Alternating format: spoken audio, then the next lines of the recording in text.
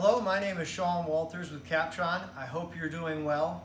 Today we're going to do a very simple demonstration on how we've been able to help customers provide visual feedback as well as user control on a limited budget. Utilizing our level capacitive technology along with our touch sensor technology, we can do exactly that at the fraction of a cost of an HMI or even so a panel.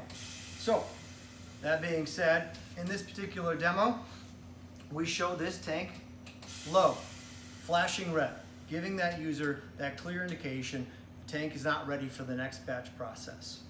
So through our highly automated process here, we're going to add some water to it.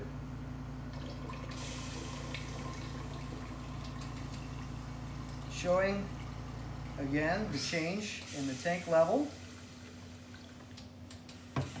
Right now we're at 60%, but we programmed this button that is yellow. It's still not where we want it to be. So we'll fill it up a little bit more.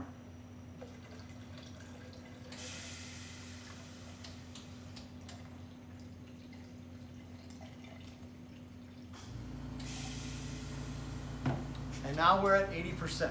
The batch process is ready to go. You can confirm with the button and the process continues and you don't have any disruption in quality.